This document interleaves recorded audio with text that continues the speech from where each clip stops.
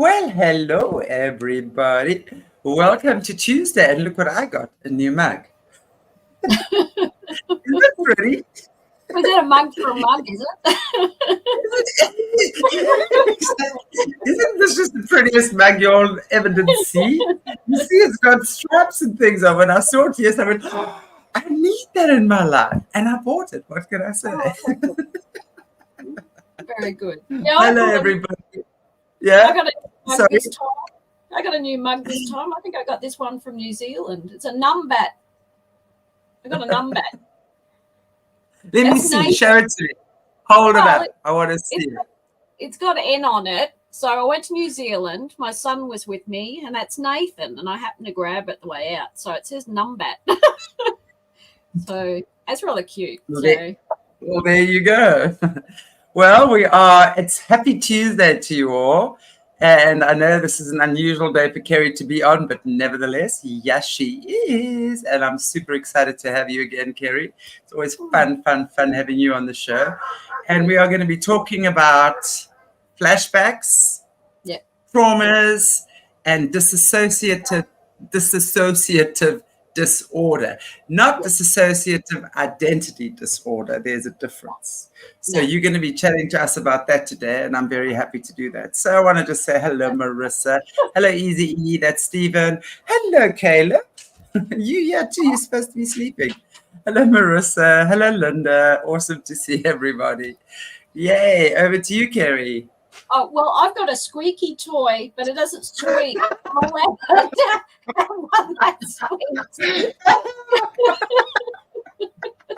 So that's it. So I was told I can't have a squeaky toy. So when I do that, we're off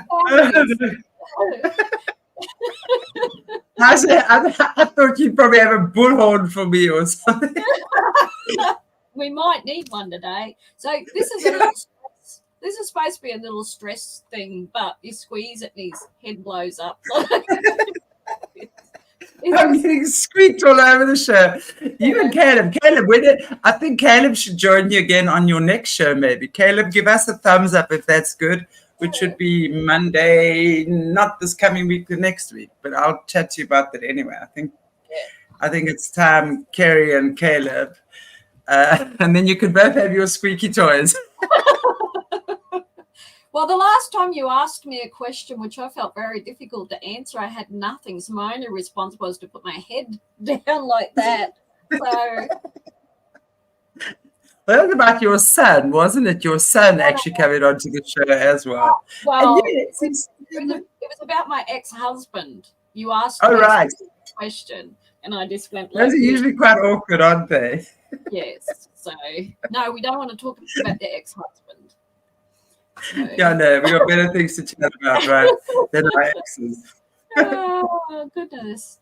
Yeah, hi everybody. Thanks for joining us. It's lovely. Thank you very much. And you're in Australia, hasn't it been terribly hot? And the weather demons, as far as I can say, has been attacking Australia all over the place, and it's just crazy weather. So we're being attacked in all sorts of ways here. That's what I think anyway. None of this is normal. So, but us Aussies are tough. We're toughening it out and doing what we can to get on with our lives, which is great. So, yeah. But before we start today, I'm actually going to start with prayer because I picked the subject, and I'm actually going to bring up some stuff today I've never talked about publicly before. And Chantelle has no idea. So beautiful. Then by all means, let's start off in prayer. Yeah. Open for us in prayer. All right. Gracious Heavenly Father, we thank Thee that we can come together, Lord, and we can have this time to speak about things that are mostly very difficult to speak about. I just ask, Lord, that You be with me in my words, Lord, and You help me to convey what You would like me to convey. And I pray, Lord, that whatever I say, Lord, will help other people who may have been through similar circumstances and struggling. I hope my story will inspire people, Lord, to know that You truly love each and every one of us. And though we may fall into the absolute depths of despair, You have a way to help us out You never want us to stay there. You may want us to learn something from it, and you help us rise above it. And we thank you so much for that. And we ask that you be with and amongst us now, in the name of Jesus. Amen. Amen. Indeed, indeed, indeed. Amen. I know it's always tough to talk about stuff that you haven't spoken about before. So thank you for your bravery and thank you for your courage. I know these things are never easy, but you know what I always love about you brave people that come and sit on this channel and speak is that you kind of open up the doors for everyone else as well. Yeah. You know, whether it's just maybe speaking in their personal capacity to friends or family and starting to find their way forward, or whether it's actually deciding and messaging me and saying, I think I'm ready to come on your show. That is always a pleasure to get those emails. So yeah, I would really look forward to seeing what you have to say today about this topic. Well, I want to try and take it a little bit slow. I noticed that sometimes I speak quite fast, and often that, you know, is a way also not to really reflect on the emotions of what I'm saying, so I don't get upset. So I want to slow myself down a little bit, so that, because I think this is such an important subject and something that's extremely misunderstood. And the reason why I want to talk about it is because the mental health field don't understand it. GPs don't understand it. Family don't understand it. And even those that are experiencing it often don't understand it. So when it happened to me, I didn't quite understand it either, but I've learned an enormous amount by going through what I've gone through. It's not particularly something I would want anybody to experience, but there is hope at the end of that hard road. And any healing it's hard work. It's not easy. And even though I've had a strong faith, there are times when my faith has been truly tested to the point where the best I could do was say good morning to God and good night to God. That was the best I could do. I couldn't pray like this because I was so beaten up by my experience. Now, I know that everybody understands that have been following me about my childhood and that I had pretty bad stuff that happened to me as a child. But I also became a youth worker much later on in life, and I started working with very abused children and children who had been through the juvenile justice system. Now, I'm not going to tell you who I particularly worked for, but it was you couldn't work for much higher in the sense of the youth field. And I worked for at least 4 different agencies because of my experience and expertise of working with young people. And despite my knowledge and despite my many years of experience, I suffered a series of events that basically led to my childhood past hitting me like a ton of bricks and hitting me hard. So I'd like to share specifically how that came about and the results of it. So so when I was 30, I had a couple of flashbacks, and that led me to understand that my adoptive father suffocated me on a regular basis. And that also led me to a memory of my adoptive mother telling me that I would be sent away to a home where I would be suffocated, where I'd be chained to a bed, sleep on a bed with no mattress, and have rats crawl over me, be fed bread and water, and be stripped naked. So there were only a couple of memories that sort of came up, but they were enough to know for me to realize that my childhood was not what I thought it was. So for a number of years, I traveled quite well. I kind of went to counseling, I dealt with it, and was traveling pretty good. And then many years later, I ended up working for a particular service, and I was working with 2 young children, and both of them had been severely abused and were on lots of medication. And when I went on to the shift, which was a Sunday, not a weekday, so most of the staff and those that were meant to be contactable weren't about, and this young boy decided that he was going to turn the TV up so loud, as loud as it could go, and he was being housed in a unit at a tourist area. So we were in a whole tourist in this unit and it was being paid for by the government, and it was my job to take care of these 2 children for the day. And he got quite aggressive in the sense that he turned this TV up, and 3 times I asked him to turn it down and he refused. And I finally said, well, if you don't turn it down, I'm going to have to turn it off. And of course, I eventually had to turn the TV off. He disappeared on me for a few minutes, and I thought that was the end of it. He's gone off to have a bit of assault. But lo and behold, next minute he came at me with a broom or a mop. I can't quite remember. And I had to wrestle it off him, and I was able to get him to drop it and put my foot on it. And then he took off again. And then next minute he was coming back and throwing shoes at me. And I don't know where he was getting them from, probably from the other units, but they were quite large men's shoes, sandals and shoes, and a couple of them collected me on the side of the head. And the whole time he's screaming at me that he's going to kill me.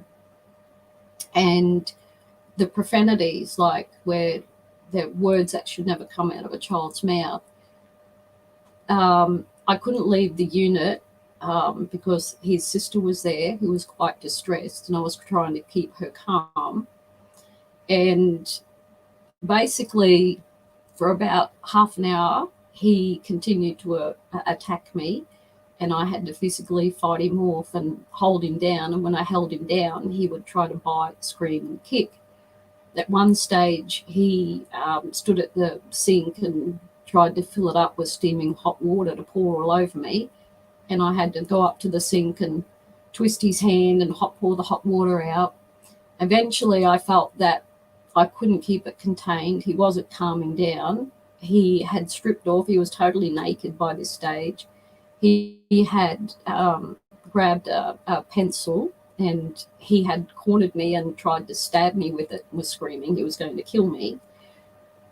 So eventually I decided to try and ring the people in charge of these young people, and it was so hard to hear them because he was only like right in front of me, an arm's length in front of me, trying to strike me and hit me while I'm trying to tell the authorities that this child was completely out of control. And like I'm 148 centimeters. This kid was 12, but he was basically my height and almost twice my thickness. He was a heavy-set kid. And I repeatedly just kept asking him to calm down. I never got distressed. I never I got angry with him or lashed out at him. My biggest concern was in trying to protect myself. I didn't want to hurt him. I was used to working with kids from 14 and up, not younger than 14. And so it came with a whole different lot of, to me, a sense of protocol around my right to safety, but also this is a traumatized child that I don't want to inflict harm on.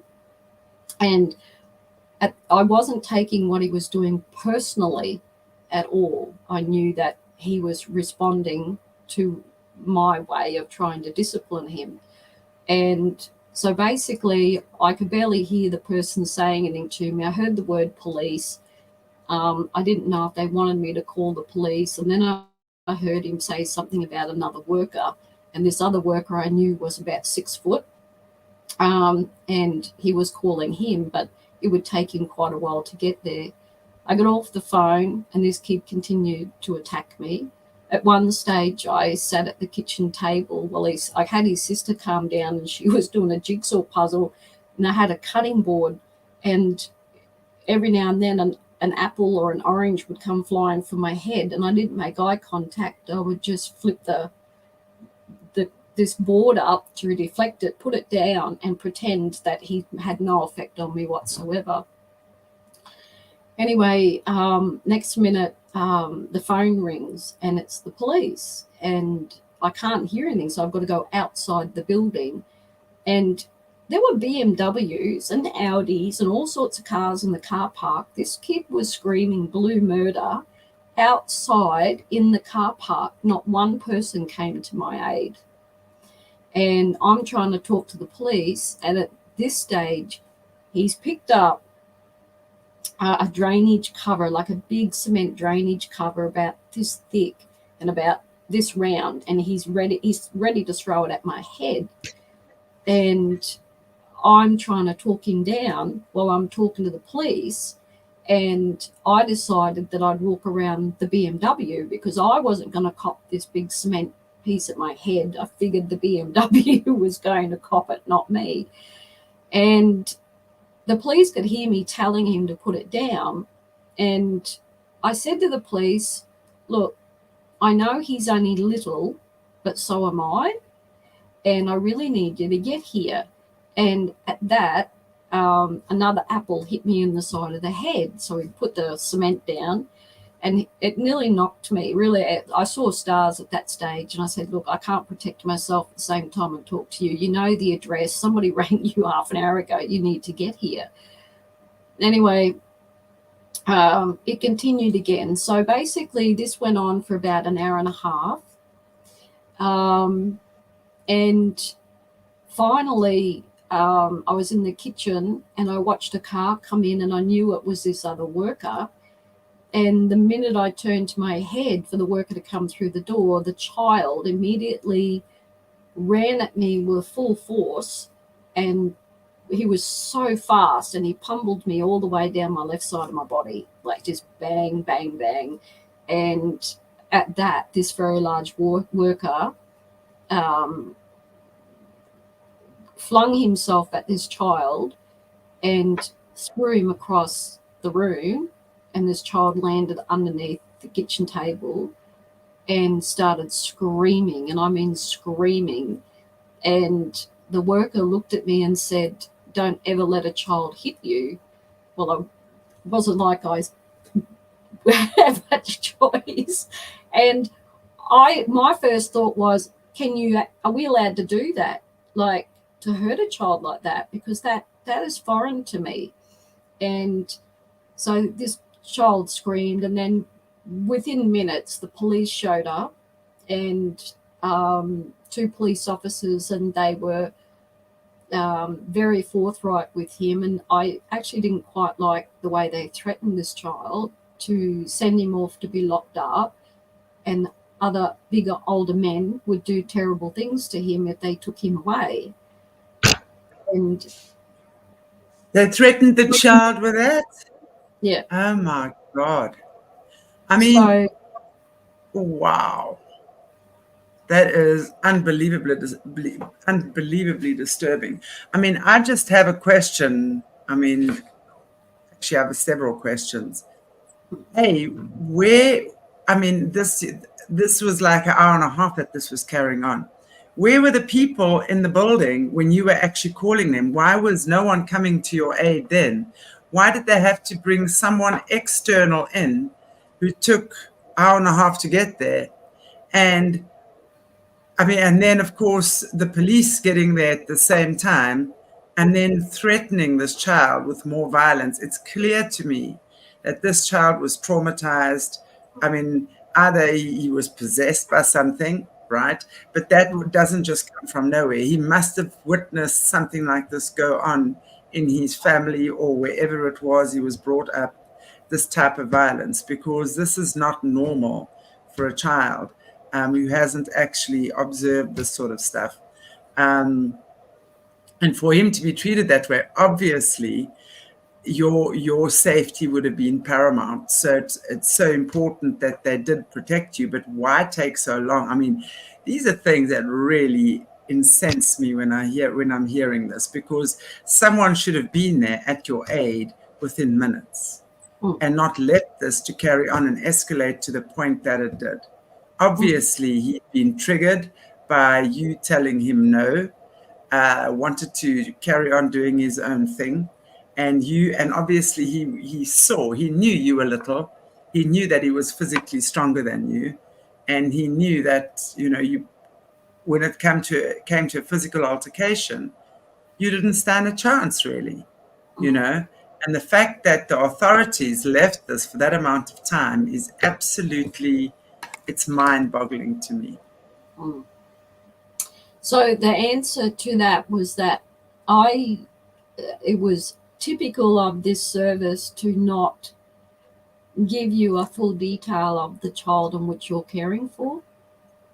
And so I had no information about him at all. I was on a first shift with him and I was cold. I knew nothing about him and his sister or his history. What I did find out later was that they had come into care because of severe neglect and abuse by their biological mother, but then that they went into foster care, and the reason that he and his sister were no longer in foster care and they were being housed in a tourist center. There was nowhere to put them, and the foster father was being investigated for sexually abusing both of them. Well, there's your answer right there. Yeah. And then the cops will come and threaten him with that. Yeah. I mean, I find that, no, that's very disturbing. Yeah. So it's, to me, it's clear the cops actually know what goes on then. For them to have threatened him with that, they know what goes on.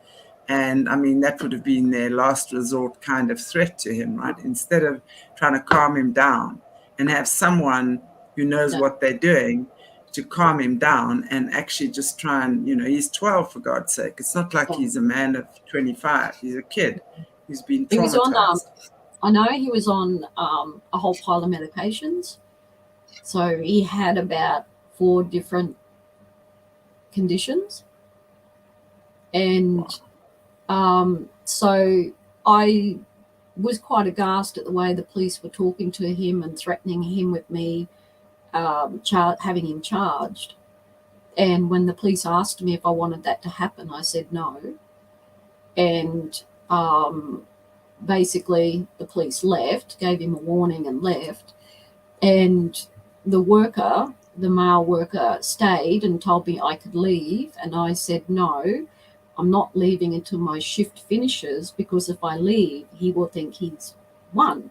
I need to stay. And of course, eventually he did settle and he put his clothes back on, and I stayed and I did my shift. I should have gone to the hospital immediately. I didn't. I didn't go for a couple of days later, and basically put my pelvis out, and I'd received damage on the side of my head and my body. So basically that was the first assault. And then only some weeks later, I was working for another service that cares for older children and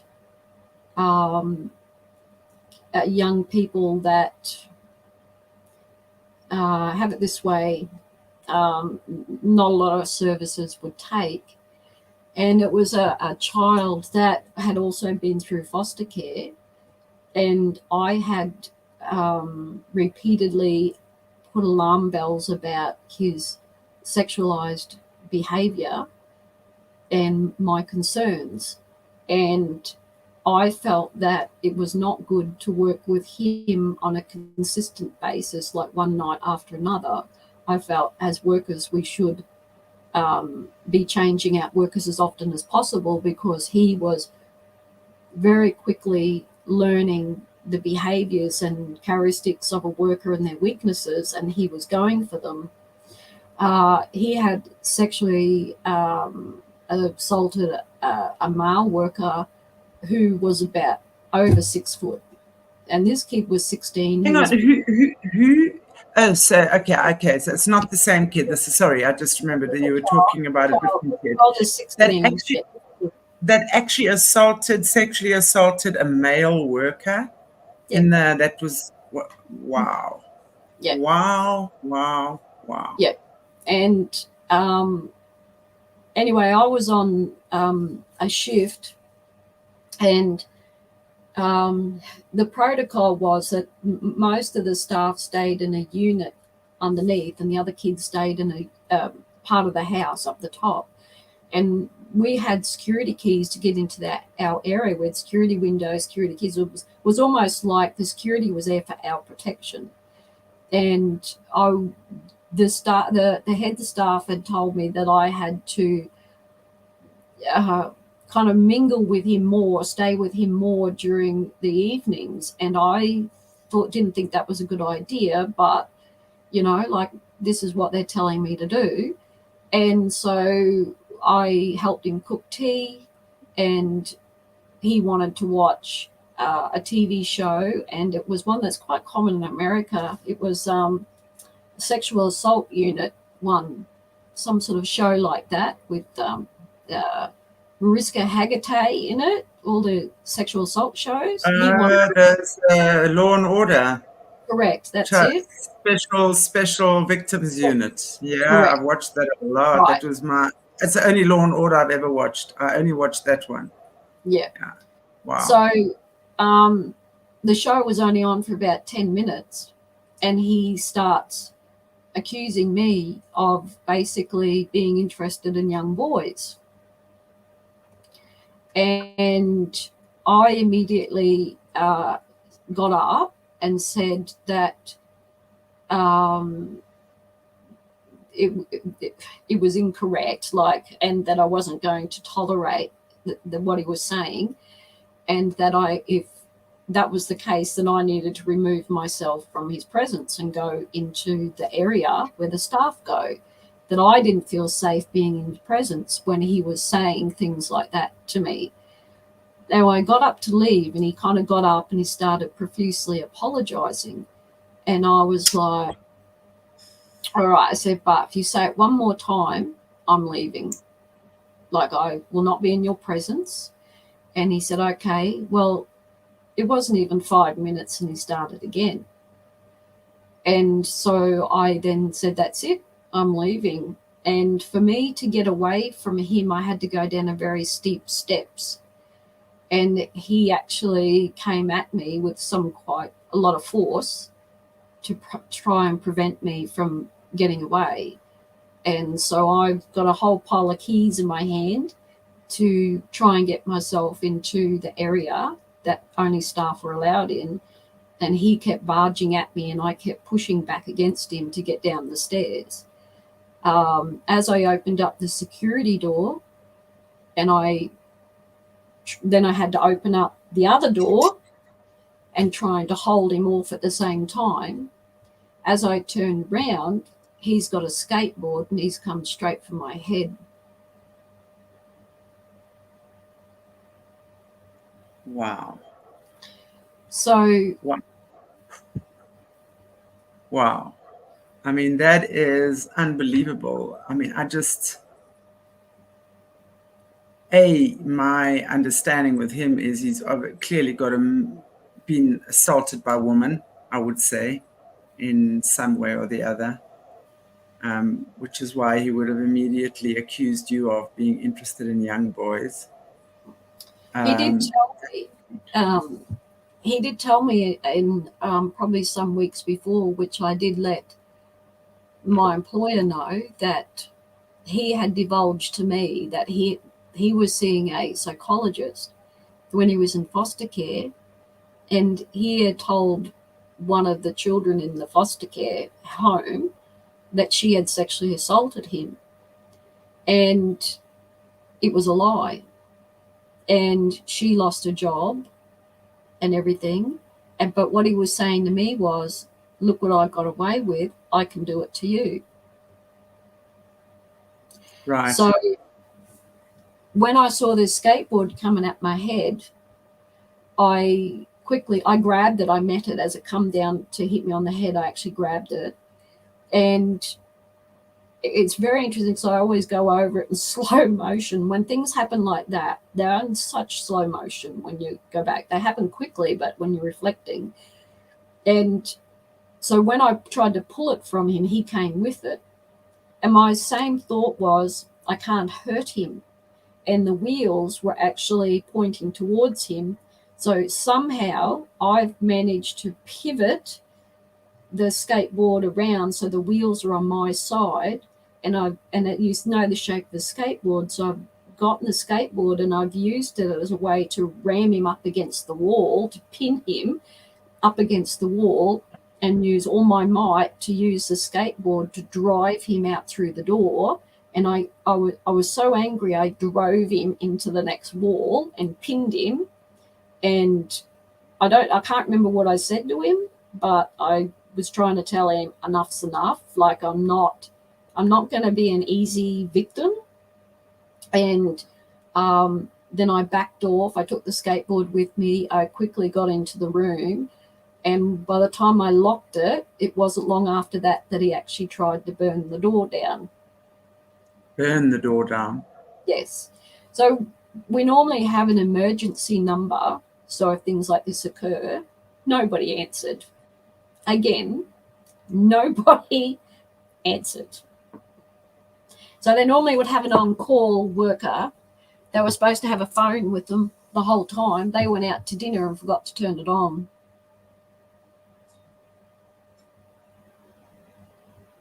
I have no words for that. I mean, I find that absolutely abominable.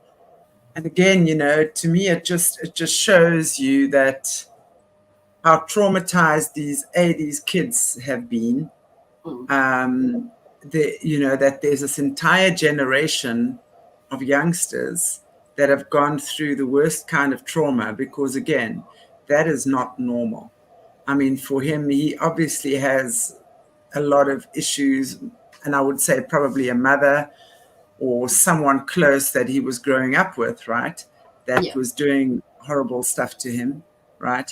So he was obviously taking it out on every female that he could. Well, he took it out on males and females. He didn't care. So, and it just seems to me that that seems to be some type of possession. I'm sorry.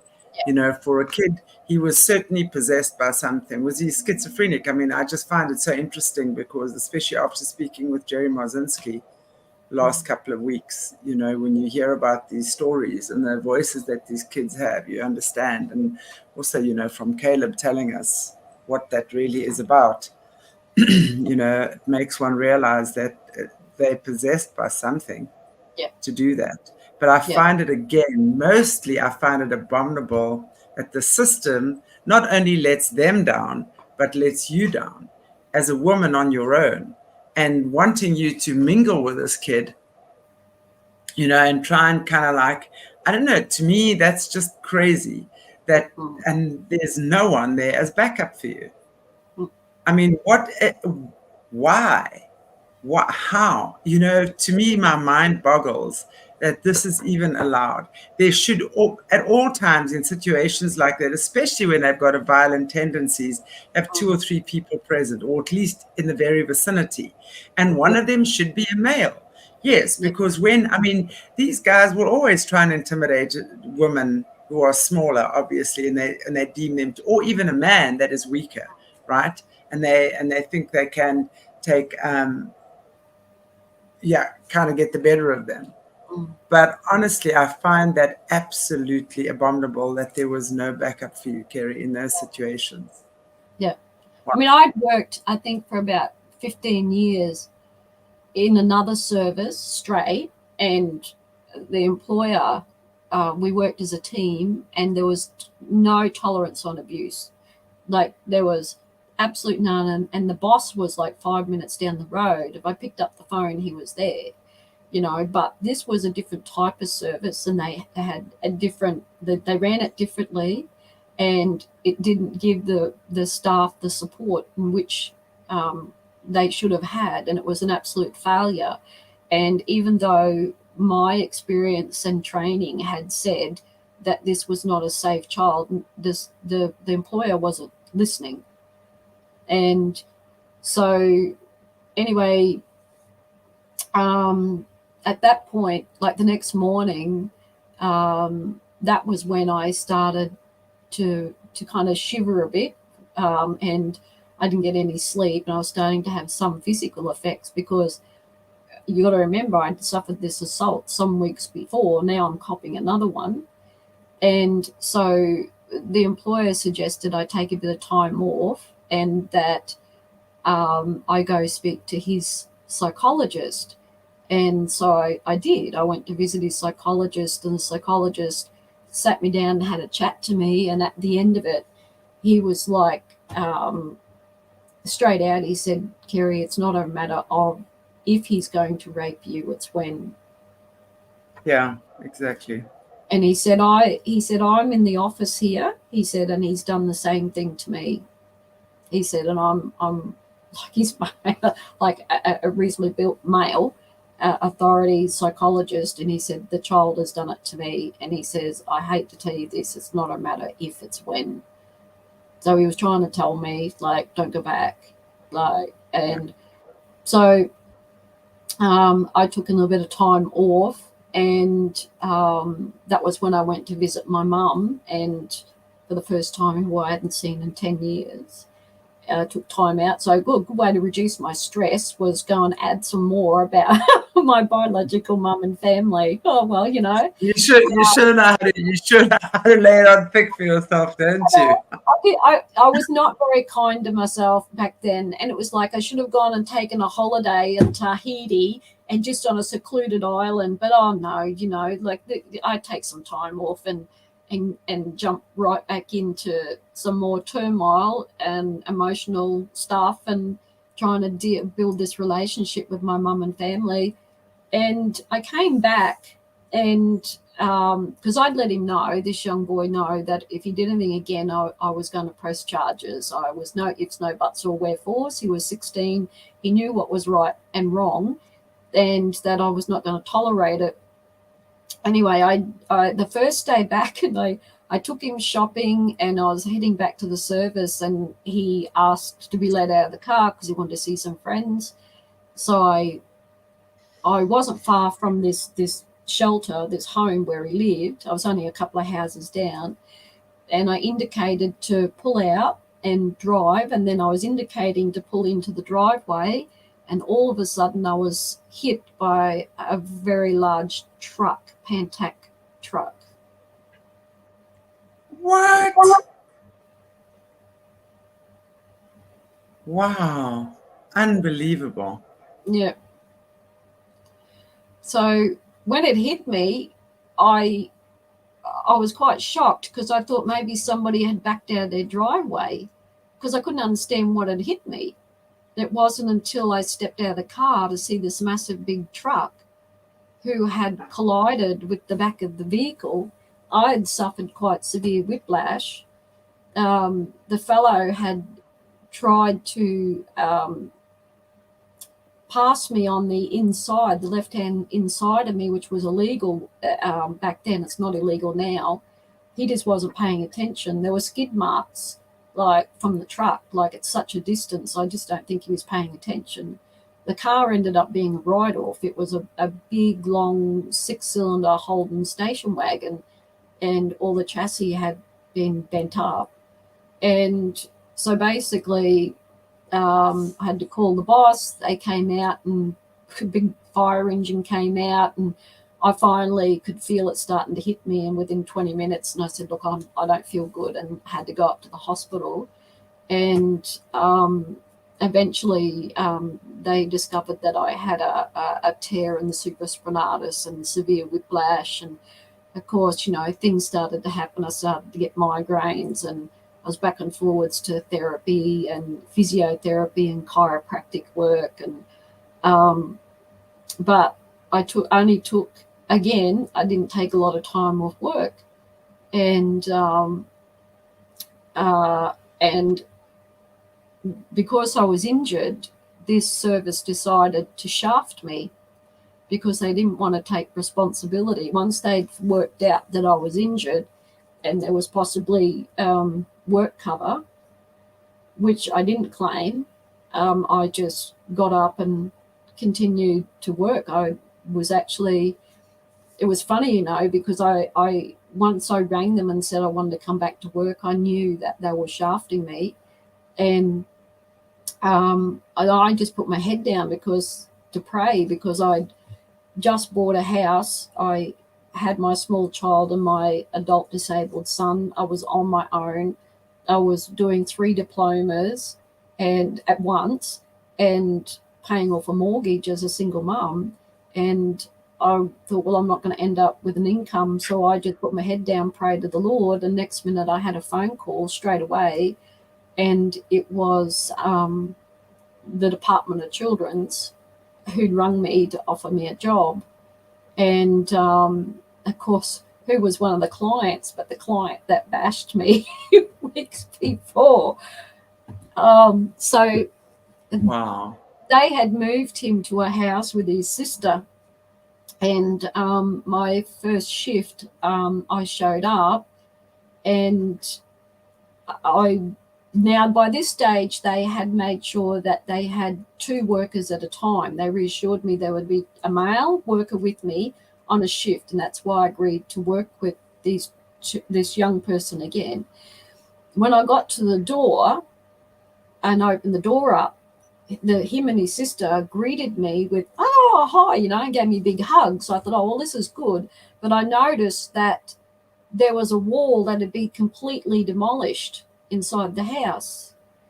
And as I stepped into the house, I looked at the worker and they said, "Oh, look, we've had a problem. The guy that was supposed to be on shift with you just left." And he said, "I can't stay." He said the guy was a professional boxer, but he was a youth worker. And as soon as this young boy saw him, he took out the whole wall in protest.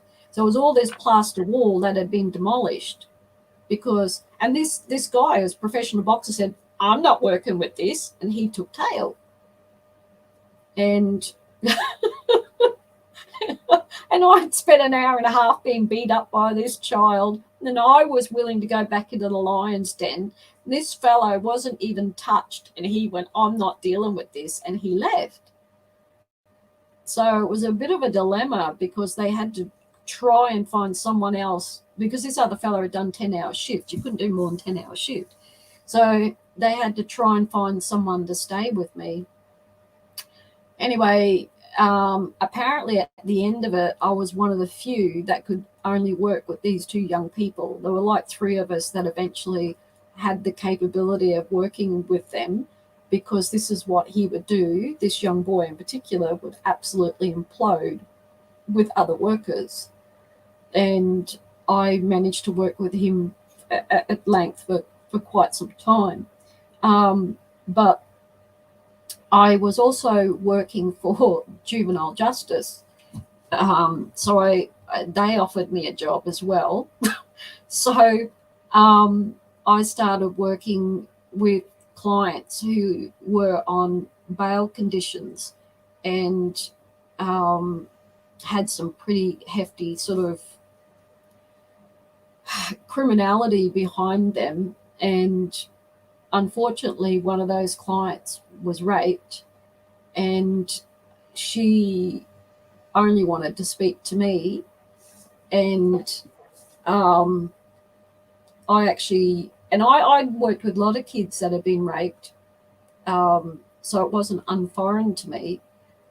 But unfortunately, it started to take its toll, and I was trying to fill out case notes at the end of my shift, and I started to unravel. I couldn't write case notes, and I could feel myself freezing up, and I didn't know what was happening to me. And basically I was also doing shifts for child safety at the same time, and I particularly had a young girl who was very young, who was in care, and I had to take her to a mother for 2 hours a week for a visitation, and the mother had a mild intellectual disability. And when I put the child in the car to strap her in to say goodbye, Mum started to lose it, and Mum was screaming for her baby, and this little baby was screaming for her mother. And I had to drive the car and take it back to her foster parents. And at that stage, I dissociated. I didn't remember clearly driving the vehicle to drop this child back off the foster parents and back to the office. I do remember getting home. So why I'm telling this story is to show a picture in the essence of what happened as a result of all of these incidences that basically opened up a volcano of memories from my childhood. So the first day I came home from that incident, I walked into the house. I share my home with one of my best friends, and because she was helping me to take care of my 2 boys. And I walked in to put the kettle on, and I went to sit at the kitchen, just sit at the seat. And the first thing she said was, "How was your day?" And I went to say, "Well, it kind of sucked," but that's not what came out of my mouth. I actually fell forward in the seat, almost into a fetal position. And I started saying, "Stop the hitting, stop, no, stop hitting." And I was protecting myself. I could hear myself say it. I got completely surprised that I was saying it because it was involuntary. It wasn't like I'd planned to say it. I thought, like, where did that come from and why am I saying it? And I sat up and I basically said that. I looked at my friend and I said, "What the heck?" And then she looked at me and she was like, "You are white as a sheet." Absolutely pale as. And neither of us knew what to say. And I had no idea why. I assumed it was from my childhood, but I had no visual. Actually, I want to just ask you there, when you said stop the hitting, when you went into that fetal position and the words just obviously tumbled out of your mouth, "Stop the hitting, stop." Did you actually in that moment recall being hit? Could you feel yourself, so you weren't aware that anyone was actually doing that to you? No. Okay. No. So nothing else occurred that night, and I got up, went to work the next day. But as time went on, and there are a few other incidences that happened within the workplace, I'd go to bed and then I'd wake up in the middle of the night reliving my adoptive father suffocating me. And it was like it was happening, like, for the very first time. And I would go to get out of bed and nothing, my body wouldn't respond. I'd put my foot to the floor and my body wouldn't do what it was supposed to do, like get up and go and get a drink of water, or go to my friend and say, "Look, looks like I'm having flashbacks. I kind of just need someone to sit with me for a minute." But I couldn't move. And that's when I would hear myself repeat, "Stop the hitting." And then I would hear it's so hard to explain. If you can imagine and the animal that you're killing with your bare hands. That's the sound that came out of me. I could hear it. And so it got worse and worse and worse, to the point where my friend would hear me. We'd try and work out some sort of system that she would hear me. And I picked up that I was obviously having flashbacks from my childhood. She couldn't touch me at all. Like, she'd come in and want to kind of comfort me or do something, and she said I just absolutely recoil. And I'd say, "Don't touch me," in a very frightened, childlike voice. And a lot of times I didn't remember much of what happened. I would know that something happened, but I didn't have a great deal of memory about what had occurred during the night. And so then I asked her to start asking particular questions and see if I would answer. And I asked her to write down what I said. So there was things like, how old was I? Who was there? Who did what? What was happening to me? Right, and right. There were things where there were particular ages. So we worked out that when I was really young, like, because I remember counting my fingers when I was in primary school. So she'd ask me my age, and I would go 1, 2, 3. But that's not the voice. It wasn't my adult voice. It was a childlike voice, and I'd be counting with my fingers. And I remember one time, it was either 4, 5, or 6. So I'd finger count. There were times when I could only whisper because I was terrified. It was almost like the presence of my adoptive father. It was like it was real, as if it was happening and he was there, and I was reliving the trauma for the very first time. So my brain had effectively blocked out 90% of my childhood and all the abuse. So these incidences with my clients had, and I think the failure of the services to respond to those assaults appropriately and get me help when I needed it, I just soldiered on. And so next minute I was just like this volcano ready to erupt. And so here I am trying to deal with work in the sense of the injustice of the way I was treated. But now I'm also dealing with my past memories, my past childhood that I'd blocked out. And I continued to work. So for about 12 months, I continued to go to work and work with clients. And I would have been up pretty much all night reliving much of things I blocked out.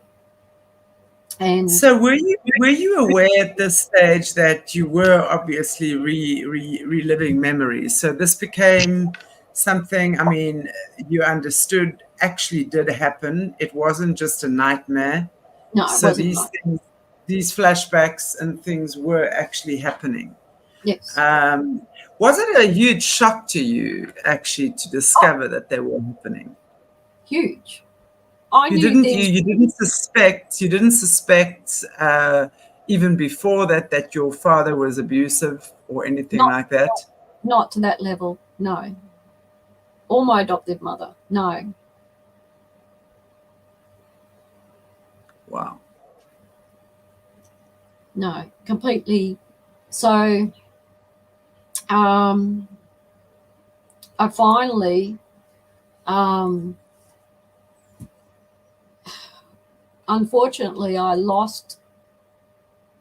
So my first sign of really unraveling was I had a girlfriend who helped me through my divorce. She was much older than me, and she was a bit like they call them helpers of the court, and we've become really good friends. And in amongst all this, she had rung me to tell me that she had been raped 9 years earlier, and that her phone number and address was not meant to be in the phone book, and it got put in the phone book, and her perpetrator had gotten out of jail and had rung her and told her he was going to kill her. And I begged her to come and stay at my house, and she didn't. And I was having physio treatment for the shoulder incident, and the facility in which I was having it was right next door to where she lived.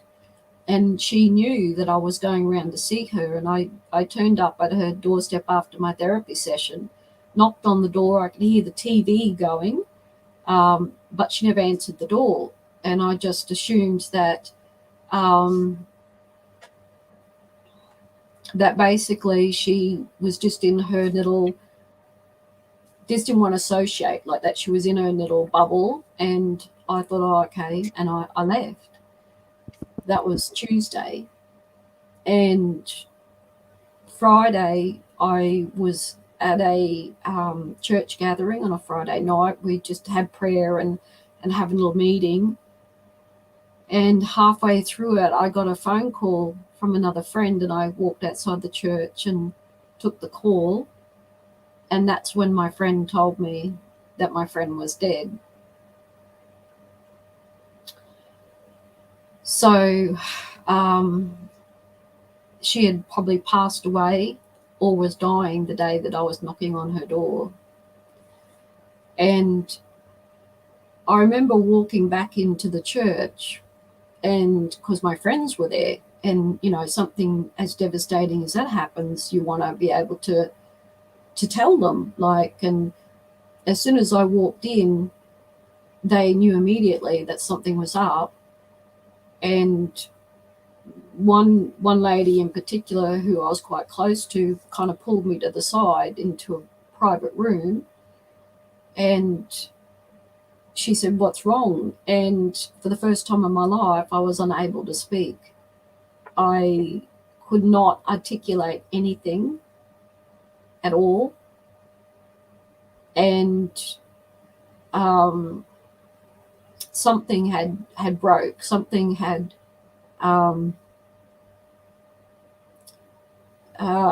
triggered a part of me from my childhood that was so unlocked. And that was my first episode of what is known as like a dissociative episode. And it took me a good couple of days to kind of get over it. And unfortunately, things just got worse. And I was at work, and I was starting to get quite concerned that I would start having flashbacks at work. So I asked to see the work psychologist. So this is the first time I thought I'm going to divulge any of my childhood to anybody in these flashbacks that I'd been experiencing for 12 months. And I remember going in, and like they normally do, they sit there with pen and paper and they're ready to write. And I told her straight out that I wasn't going to say one word until she put the pen down, because I didn't want it recorded. Because I was terrified. I was absolutely terrified of anybody finding out what was happening to me. And I just didn't want it recorded at all. But I wanted to try and comprehend what was happening to me. So I needed somebody that I felt would able to help me nut through what was happening. But unfortunately, because my girlfriend had died in such tragic circumstances, to this day I don't know if she was murdered or what happened. But it wasn't long after that I had to leave work, and I ended up having the most massive breakdown.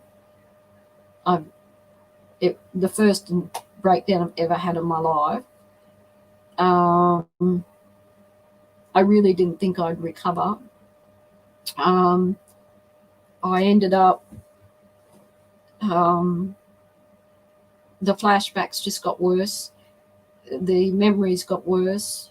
I stopped eating. I stopped sleeping. And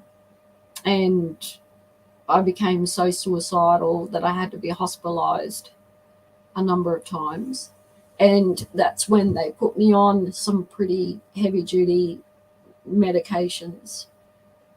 And yeah, so it was probably horrific for about a 2-year period that I can't explain. Like I say, I wouldn't wish it on anybody. And you don't ever want to be hospitalized. Unfortunately, in the Australian, like I was in a private system, but during the day, the nurses, the private nurses, the psych nurses were great. But my problem wasn't daytime, my problem was nighttime. And as soon as nighttime hit, that's when the flashbacks and the dissociation would hit. And when they hit, I would end up in like a fetal position with my fists clenched, and I couldn't speak or make eye contact at all. And I would have staff abusing me. So I thought that they knew what was happening to me. It's quite obvious that they didn't. They are not educated to the standard in which they should be. And they nearly cost me my life because I knew I wasn't safe in the hospital as much as I wasn't safe on my own. So there were times when I took myself to the hospital, kind of begging for them to help because I was not sleeping and I knew my life was at risk. And at one point I had a male doctor call me wasted space because I dared to show up to the hospital and waste their time because I was unsafe. They felt that they would rather deal with more urgent matters like somebody wrapping themselves around a tree. So if I considered, and I told them straight, so if I leave here, go home, drink myself stupid and wrap myself around a tree because I'm suicidal, you'll save my life. But because I've shown up here telling you I'm in a severe state and I'm concerned that that's what's going to happen, you're telling me to go home, that I'm wasted space. So here I am, having my world implode.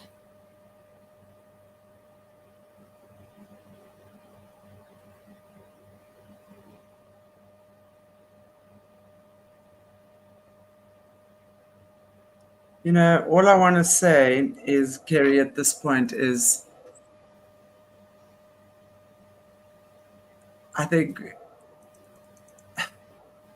I'm watching the comments as well, and there's certain people that have experienced also some type of abuse and what have you.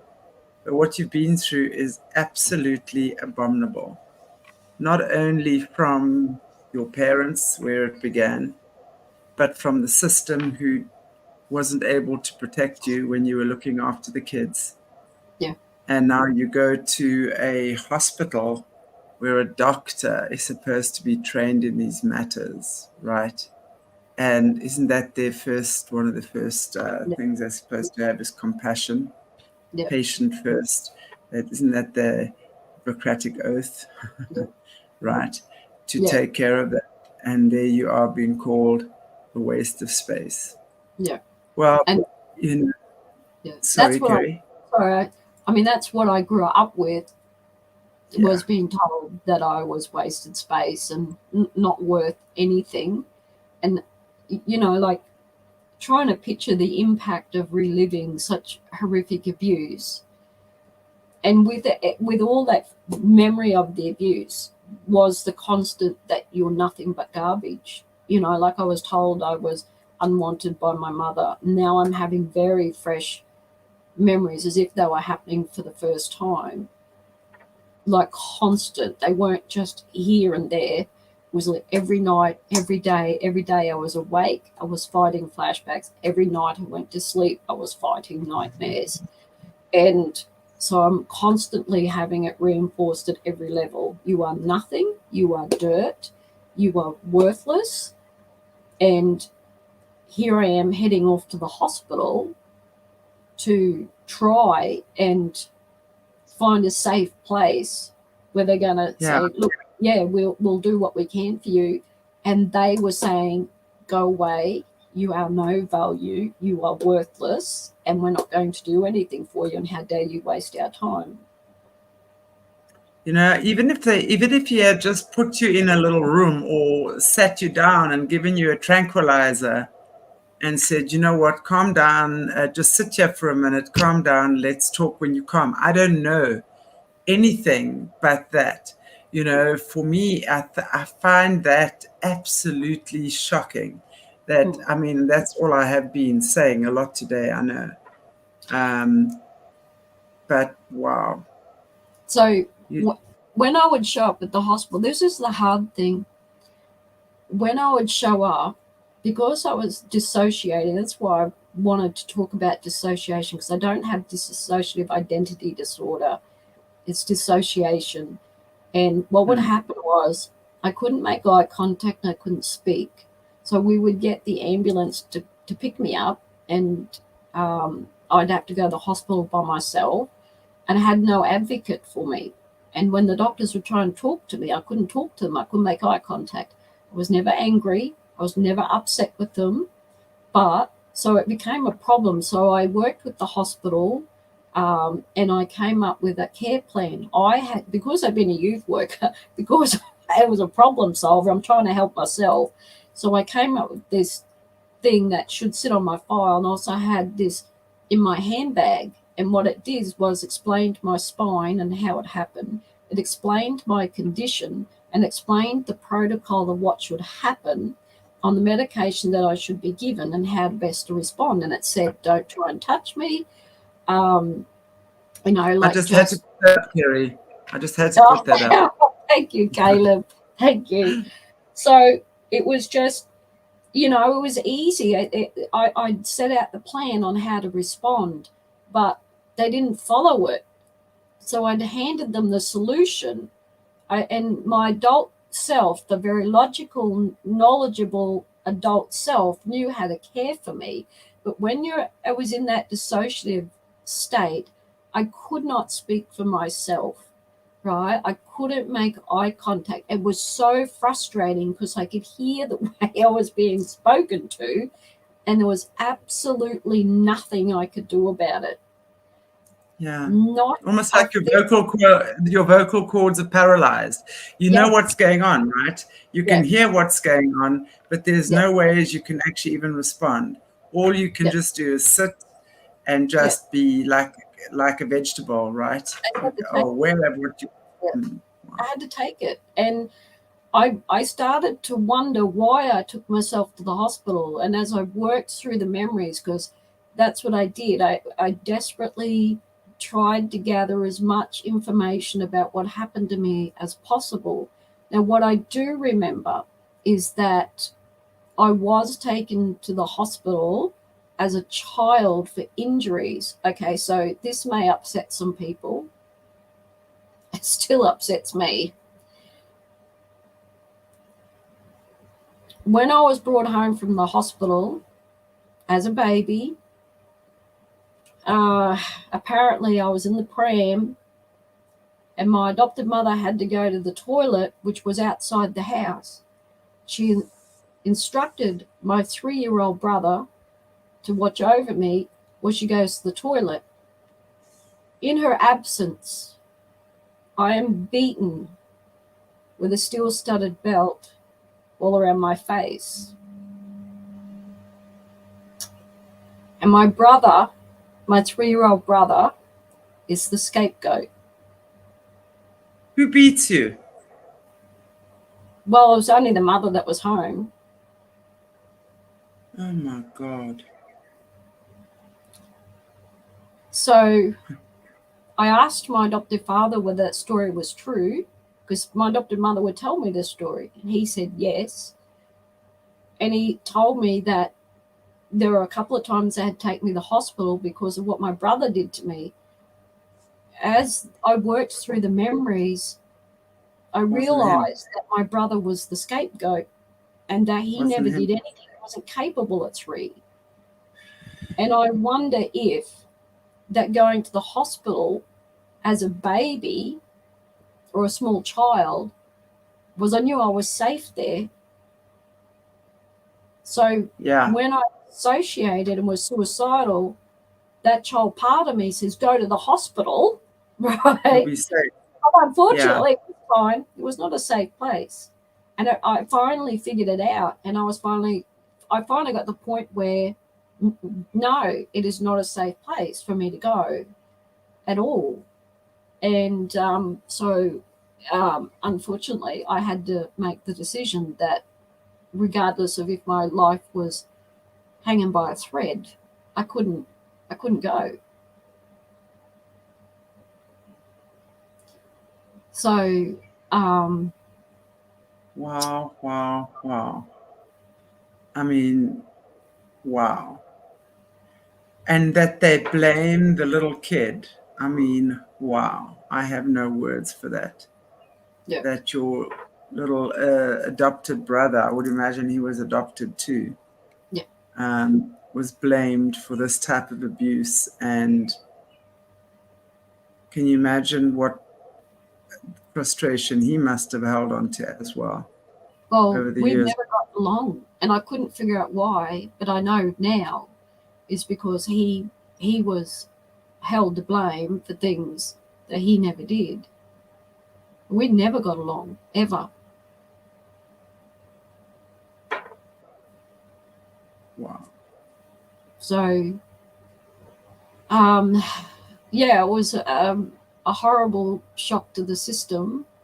And what it did mentally, physically, and spiritually, it just broke me. I was hanging on by a thread. But God had other plans, because there were times where I would dissociate and I'd have no memory of overdosing. And I took enough medication to probably knock out an elephant. And Kerri. So I'd have no memory of doing it.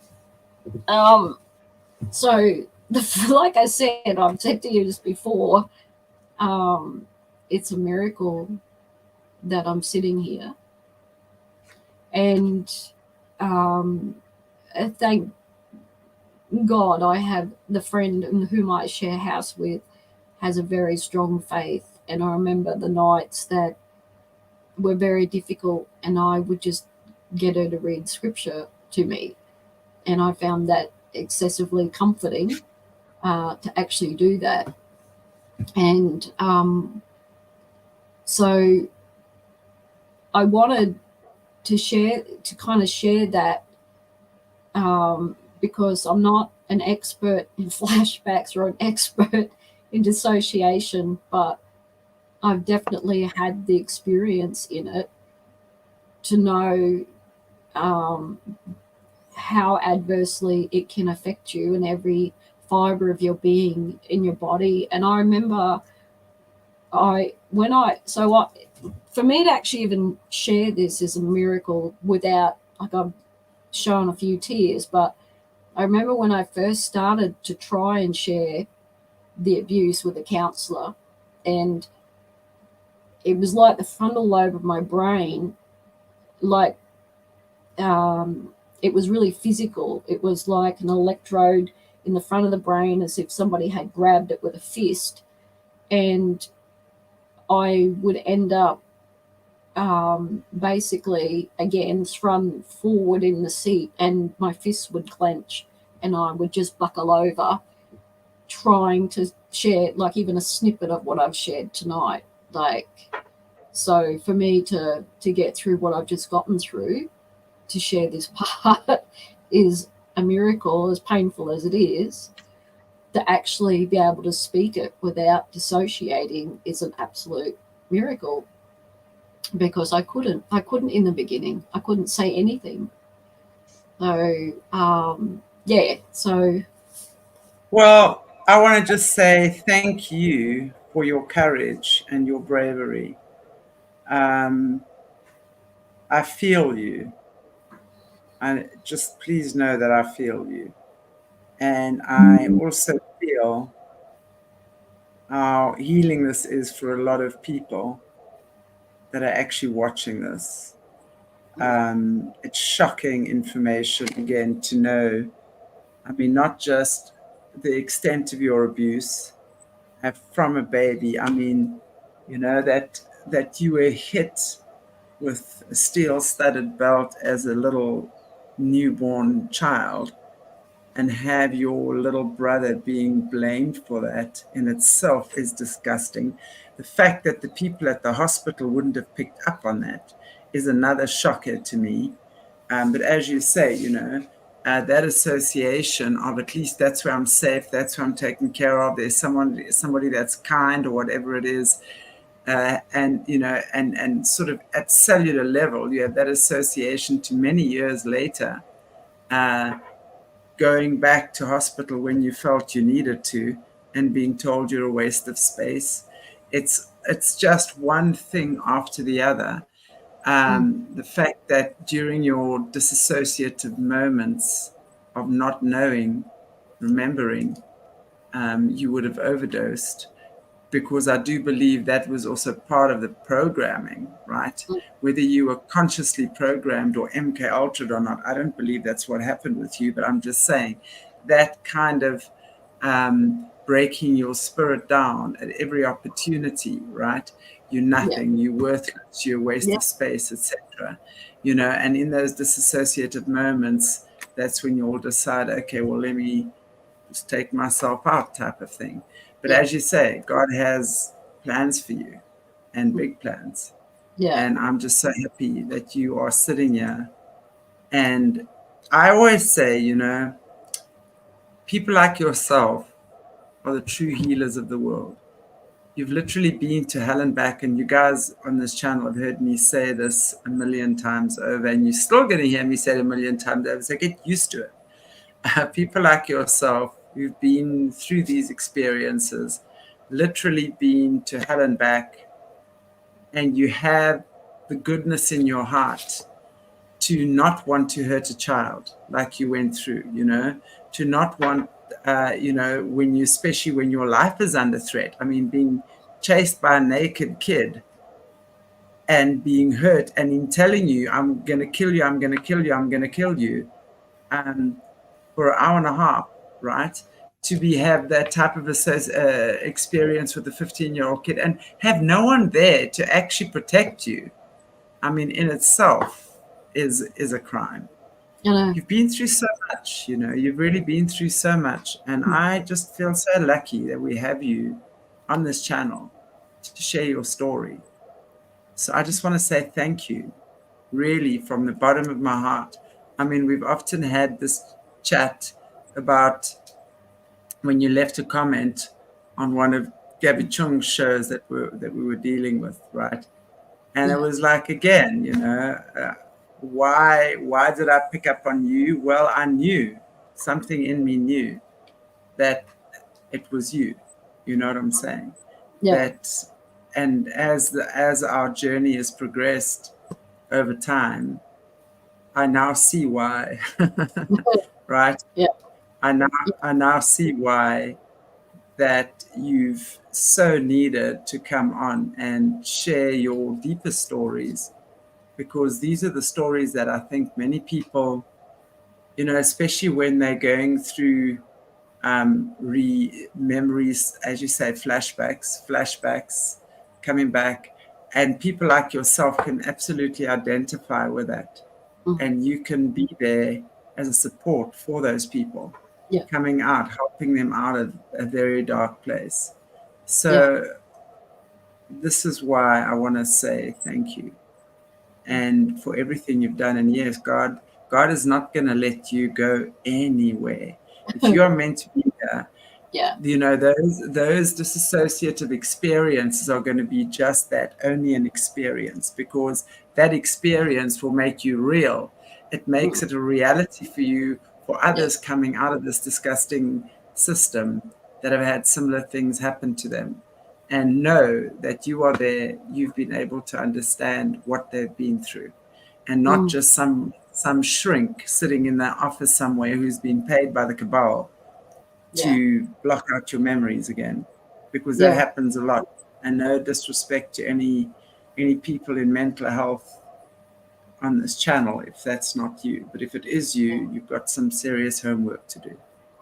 That's it. Like, I found out, like, when I left the hospital and I made friends with a person within the hospital system, she was kind of connected to it, and she couldn't understand why I was being treated the way it was. And at one stage, she begged me to do an internal a report, like to report what was happening to me, because she actually saw it as well.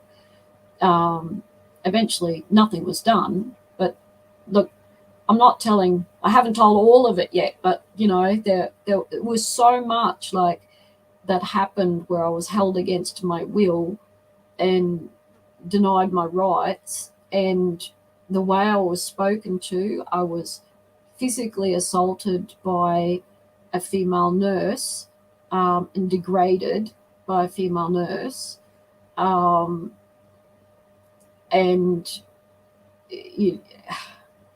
look, words fail me when I look back, and to know the way I was treated. And I was treated appallingly. Everything that was happening to me and happened to me as a child, I did not do to myself. It was done to me. And the very people that were meant to be helpers to people like myself were either very ignorant, very intolerant, didn't understand dissociation. So what we were able to figure out, because I actually got, this lady sent me some information that came out, and it was written by a nurse who had the exact same experience as myself. And what it was discovered was that they were misdiagnosing me or refusing to see me as having, well, the affliction or having the flashbacks and dissociation. They were trying to just park me as somebody with a personality disorder that was attention seeking, because what I was experiencing was really not something they'd quite come across before. So their way of dealing with it was to treat me abysmally when I show up the hospital. So if we treat her mean, she won't return. If we show her any sympathy, then that's giving her what she wants. So they were seeing me more as a attention seeker than a person who was suffering immense mental and physical anguish over horrific traumas that I'd blocked out for, I don't know, when did I start remembering? In my 40s. Isn't that amazing? Because it's like there you have these healthcare professionals, whether it's doctors or nurses, you know, who are clearly seeing, and even if you were an attention seeker, something would have been making you seek attention, right? So rather than deal with you compassionately, but I mean, obviously we understand you were far from an attention seeker.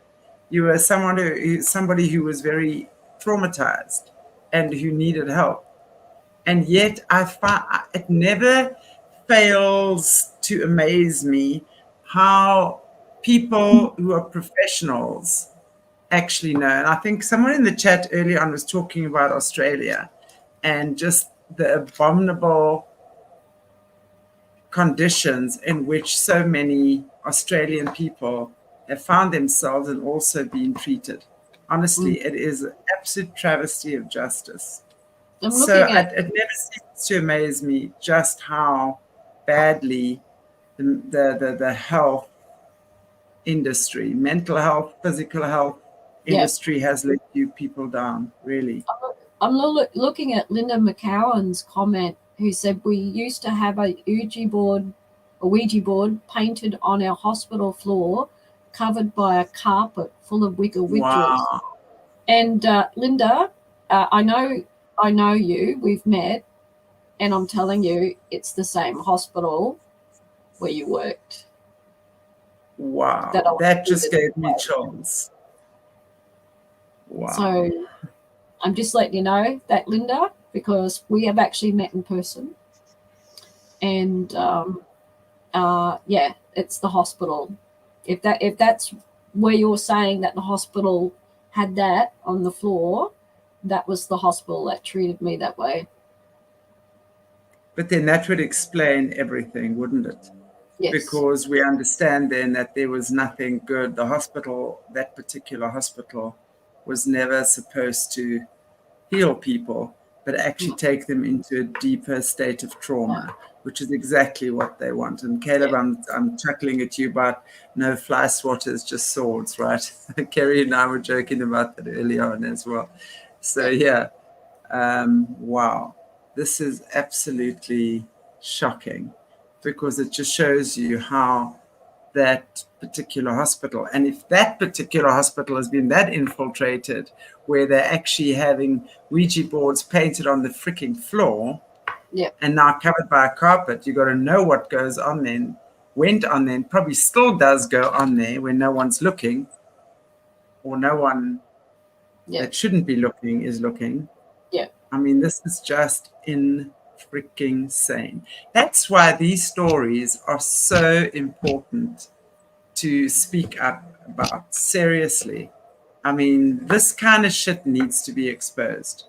It really, really does. The minute we bring these topics to the light, and the minute we start discussing them, and the minute we actually start naming names, honestly, that's when they lose their power. That's my opinion. And through my experience in life, that's what happens. Here's the interesting part, is that my last visit with the mental health worker who was in charge of my case, who I couldn't, like, the way she treated me, I finally said enough's enough. So what I did was, she came walking down the hall. I was supposed to have a meeting with her and someone else, and I asked to speak to her privately. And then she said yes. And she took me into this room, and I sat her down, and I very, like would do with you, Chantelle, or anybody else, I was very polite, and I said, look, I'm a little confused about the way that I'm being treated, and I would like to know if this is how you treat all your patients, or is this just for me? Right? That was the way I said it. No, and it was trying to work it out.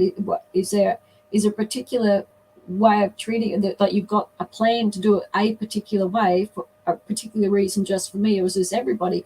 And immediately she stood up and yelled at me, well, I'm just going to get you another worker then, and stormed out of the room.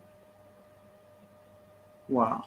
So I was looking to try and figure out what the problem was, and why they was treating me the way they were, and that was my response. So this was the same hospital that I went to about going public with my story, and they tried to stop me. And this was the same hospital when I asked that I wanted to get off all the antipsychotic medication, that they wouldn't help me. So when I walked that day, I did both. I went public and I got off the antipsychotic medication. Wow. Wow, wow, wow. Well done. That is like absolutely incredible. Yeah. What major steps forward, right? What major steps forward taken? And I knew I knew that having a voice was a major component to my healing. I knew it wasn't going to be easy by any means, and it would have been a much better if I had been supported by a team of so-called mental health professionals. But that's not what happened. And that was when I sat down and I wrote a letter to the minister at the time, Phil Reeves, when I first told my story to a government official that worked for the minister. He was the Minister of Child Safety at the time. And and that was my first step to healing. As soon as I sent that letter, 2 hours later, I was an absolute mess and I was terrified, but I survived it. And I knew once I'd survived that and that nothing catastrophic was going to happen to me, that I found the strength to keep writing, and I kept writing and I kept telling my story as best I could. And what I did tell them were the things that had happened and some of the treatment in the hospital. And during COVID, we had what's known as, there was a Royal Commission into, was it disabilities? And I got involved and I divulged everything about the treatment that I received at the hands of this particular hospital and also at the private hospital. And when I gave evidence in the Senate inquiry, I had to do it by go into a massive big building and speak to the commissioner, and that poor lady was in tears, with me sharing, because I shared how I had what was a forced adoption victim and what I'd lived through as a child. And because of the nature of my work and what had happened to me, I'd had all these flashbacks. And when I sought help, basically I was treated no better than what happened to me in my childhood. And I made a number of recommendations that needed to occur within the mental health system. And I also reported that the government has repeatedly ignored the requests of people like myself when it comes to forced adoption and the trauma in which we've endured, and how the 35 recommendations from the Senate inquiry have not been fulfilled. And that is that the mental health trauma is not being recognised, and the money's not being put there, and the compensation's not there, and we're not getting integrated birth certificates, and the education and the awareness around the trauma of forced adoption is not occurring. And I suppose what made me want to talk about this subject today was the fact that New South Wales and Victoria both offered what we call integrated birth certificates to those affected by forced adoption. And Victoria has just recently announced that they've started to pay some redress to mothers affected by forced adoption. But here in Queensland, nothing. They can't seem to do anything. And though I lobbied to have recognition for former forced adoptions, state and federal governments have only ever apologised for separating me from my mother at birth. They refused, and I mean they refused, to acknowledge and apologise for the abuses that I suffered at the hands of my adoptive parents. So I've never received one word of acknowledgement or recognition for that. That would open up such a can of worms for them, though, wouldn't it?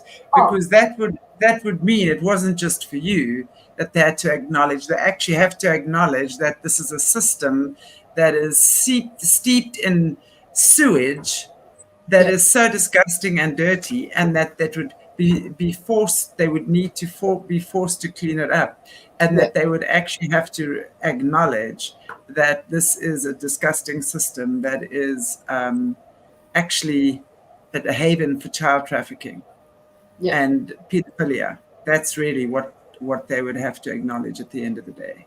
But you know what? It's a first step. And I want to say kudos to you for being the one that has forced them to take the first step. That is a huge step forward for what has happened. I mean, it never ceases to amaze me just how many atrocities have occurred in Australia. You know, when I've interviewed a number of Australian whistleblowers and overcomers and survivors, the abuses in Australia are right up in your face. It's a very organized trafficking ring for boys and girls. And I honestly and truly think that it's time. You know, Australia is always this beautiful country, right, where everyone is treated so well and the system is working so smoothly. And I know this because a lot of South Africans are living there, including two of my siblings actually live in Australia. And on the surface, it's very nice. Yeah. But just dig a little bit deeper. I mean, and I've told the story before. My niece, my sister's daughter, actually fell pregnant when she was 15. And thank God my sister was at her side through this pregnancy, because she told me, and I mean, her son is now about 13 or 14, actually. And she told me that even then, going in, it was this hospital, these doors have got steel, the doors are locked to the rooms, like with the lock and key and gates and things. And very, very, very few young women come out there with their children. That's what she told me with her own mouth not long ago. But when you consider that, you consider like the mums when they've shared their stories about how the staff treated them in the hospital, right, and in the institutions, and the medical staff treated them like garbage. And, you know, like I'm 61, like this happened, you know, 20 years ago, what happened to me, but it's nothing much has changed. So not only did they inflict the trauma and the pain that's separating me, like I've gone back all these years later to go, you know, look for help for what happened to me, and they're doing the same thing. It's your garbage, go away. Like when the system did it to me in the first place, that's what did my head in. That's what made me angry enough to thrust me forward, you know, to try and change it and try and do something, because I never wanted another adoptee to experience what I experienced trying to get help. Like it would kill you. Like, you know, by the grace of God, you know, I had someone with me that had a strong faith, and I had my own faith in God, but like I said, I was hanging by the skin of my teeth. And there were times when I dissociated, and I took enough medication to kill an elephant. And in the life of me, the only reason I've survived is because God just never allowed it. It shouldn't be here. But there are other people that, unfortunately, the system lets them down, and they're left on their own without someone to pray for them or support them. And unfortunately, they don't make it. And that's what drove me to begin to speak up.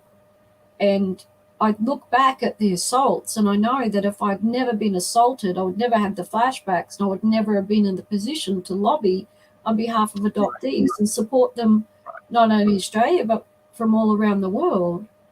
Right. Absolutely. Absolutely. And I so agree with you that. And that's why, you know, this world needs pioneers like yourself that's going to take these monsters on.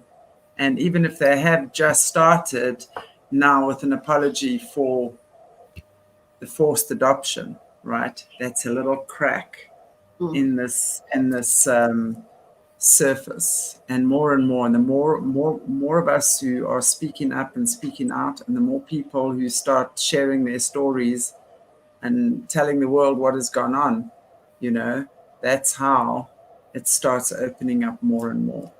It's like the 100 monkey syndrome, right? Yeah.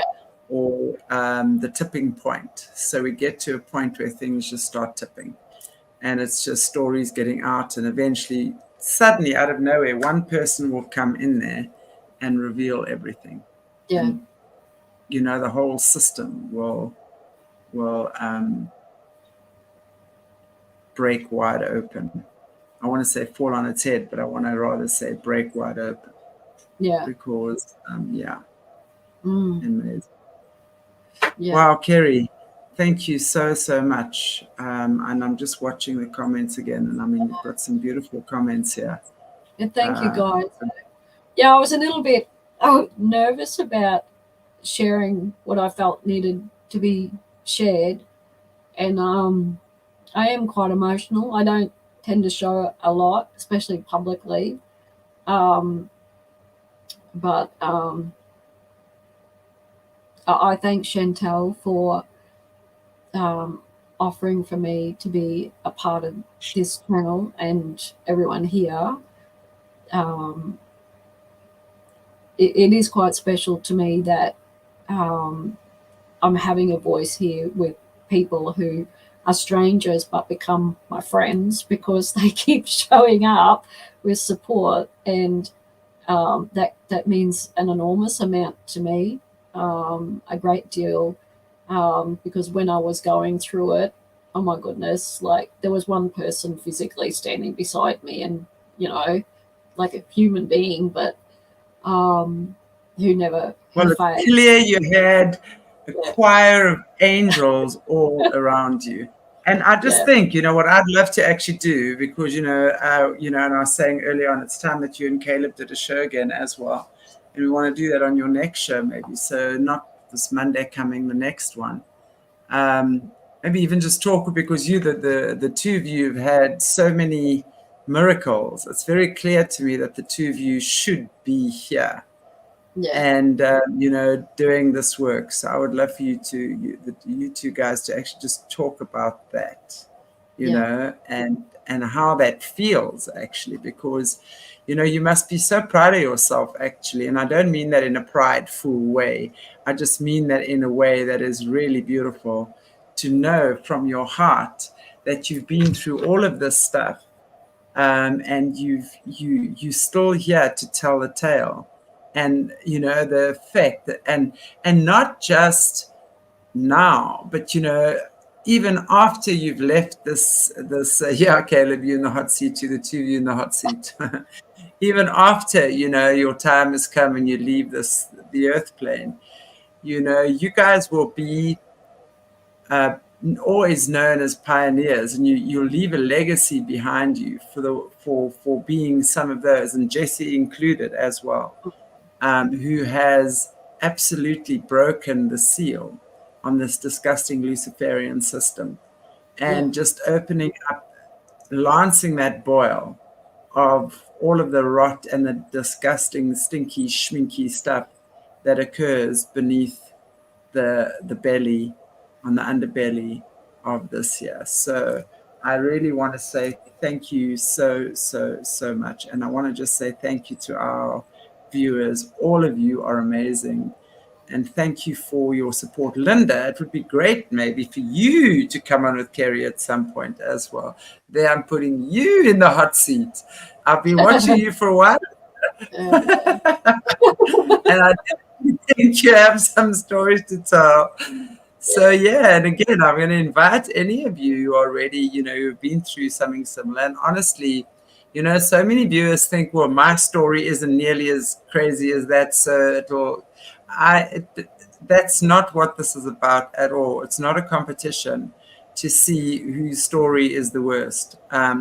Everyone has their story, and if you have come out of something traumatic, and not everyone has had life that has been this traumatic, but it could be domestic abuse, it could be rape, it could be anything like that might not be involved with the Freemasons or with SRA or anything, but nonetheless, there are people, and I know this, I've been a healer for many years now, and I know how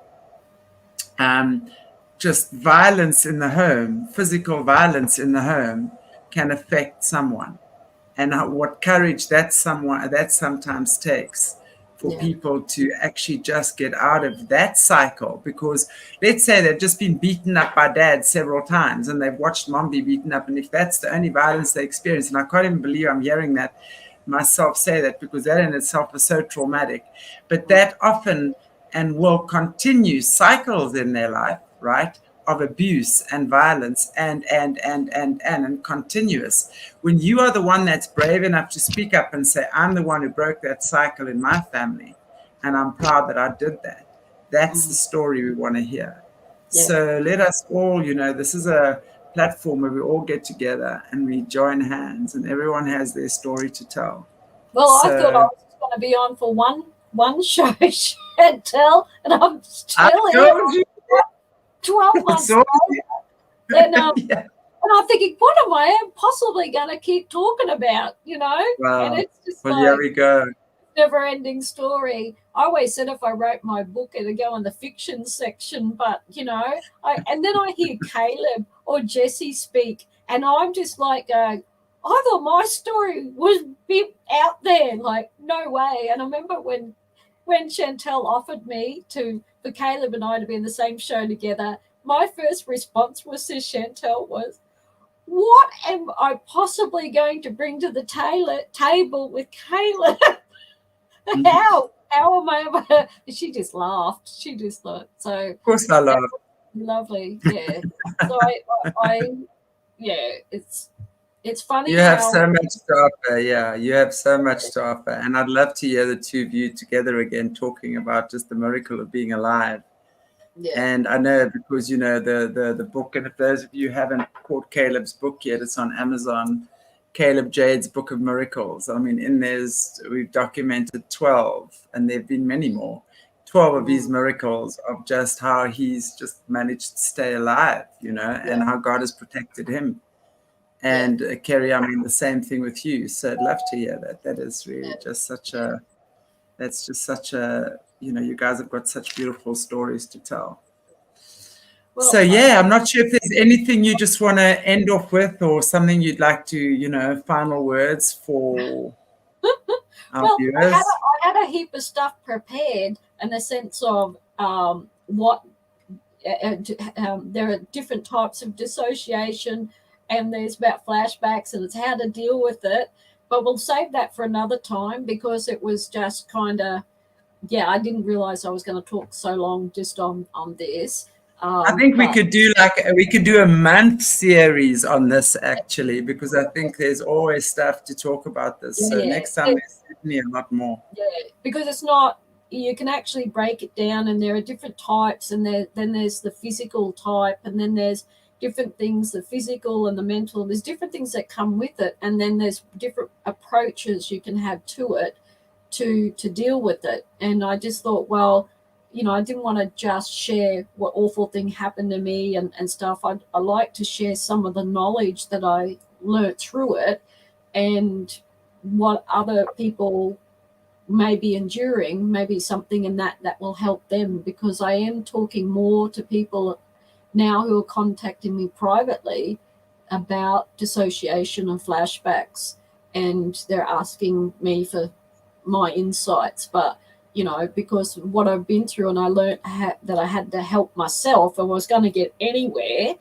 and try and apply things, and I've learned quite a bit. But I do have resources and stuff, and I wrote a heap of stuff out today, and I haven't even looked at it, because we haven't gone there. But it would certainly, I think, be quite helpful to bring that up, the different aspects of it, in the sense of logically looking at it and breaking it down and coming up with, how someone can actually approach what's happening to them in a very practical way. There are certain things you can do for yourself, to help. Yeah, especially when the mental health system lets you down. Absolutely. Apart from prayer and faith, there are very practical things that you can do for yourself to help you to get through those things. So I agree. There's, in fact, prayer and faith is just step one. In any form of healing, it's, that would be the core. That's absolutely the most important first thing you need to do, is have that faith and to pray. But then, it's like there's a saying that goes, and God helps those who help themselves. So from there, it's like, how do I help myself get out of here? And that's, I think, where the practical steps come in. So we'll definitely do a follow-up on the show, guys. Watch the space for a lovely little 4-9 Kerri. In the hot seat as always. And you see, today I wasn't squeaked. Oh, no, I didn't pull it out, did I? Well, I did pretty well. I look after. Did I behave myself today? Did I behave?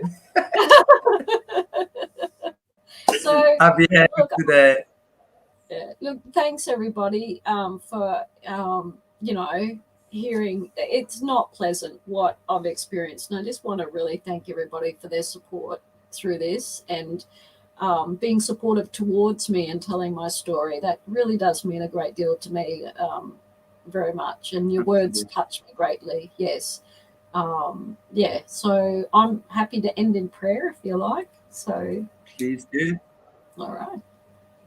Gracious Heavenly Father, we thank you so much that we've been able to come together as a group, Lord, from all over the world. And we know, Lord, that each and every one of us fight our own battles. And I pray, Lord, that you will be with each and every one of us and strengthen us, Lord, and show us that you love us so much, Lord, and that, we've got to make steps in our own ways to help ourselves and stay strong in faith, Lord, and keep rising above what the enemy throws at us. And, if there's anybody out there that is suffering and going through very similar things as myself, I pray, Lord, that someone will come to their aid and help them, and they will find the strength to endure and overcome, because every time we fight back, Lord, it's an assault against the devil, and he loses every time.